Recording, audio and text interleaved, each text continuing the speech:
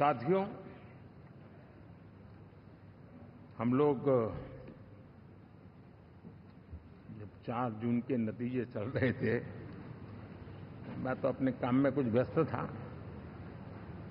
बाद में फोन आना शुरू हो गए,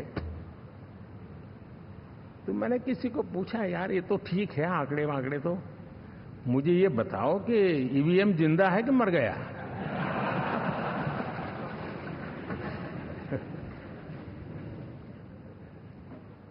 क्योंकि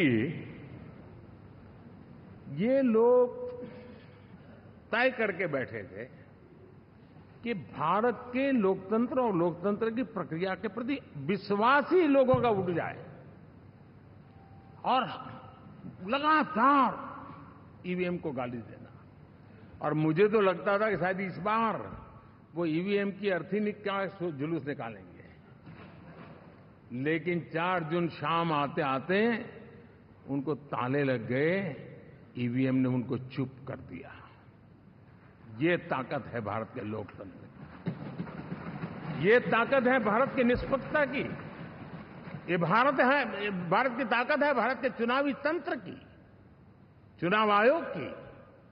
और मैं मानता हूं कि ये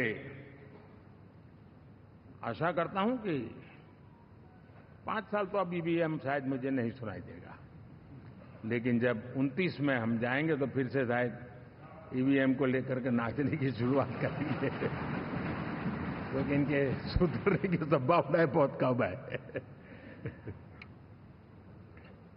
आप देखिए, चुनाव के समय मैंने पहली बार देखा, शायद हर तीसरे दिन इलेक्शन कमीशन के काम में रुकावट आए, इसके लिए सुप्रीम कोर्ट के दरवाजे खटखटाए गए, भांति भांति की एप्लीकेशन, और एक ही टोली थी। और लोकतंत्र के प्रति जिनका भरोभार अविश्वास है, ऐसे लोग सुप्रीम कोर्ट का उपयोग करते हुए कैसे रुकावट डाले, इसका निरंतर प्रयास करते रहे। और चुनाव आयोग की ताकत का एक बड़ा हिस्सा अदालतों में, इस पीक अवर्स में, चुनाव के पीक अवर्स में,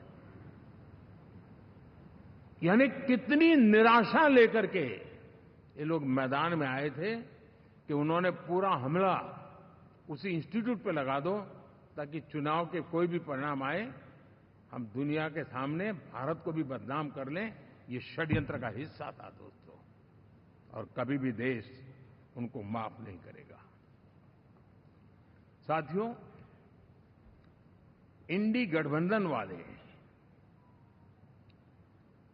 जब ईवीएम का विरोध करते हैं, तो मैं सिर्फ एक चुनाव के रूप में नहीं देख रहा।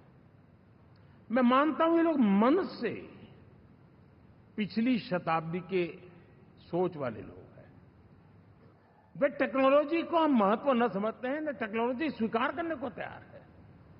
और ये सिर्फ ईवीएम में दिखाई दिया ऐसा नहीं, यूपीआई में दिखाया। जब हमने कहा कि हिंदुस्तान के लोग डिजिटल ट्रांजैक्शन करेंगे, फिनटेक की दुनिया में आज हिंदुस्तान का नाम हो गया, मानने को तैयार नहीं। आधार आज देश की एक पहचान बना है। मैं तो देख रहा हूं कि मुझे कई देश कहते हैं कि हमें आधार की पद्धति से आगे बढ़ना है, आप कैसे मदद कर सकते हैं।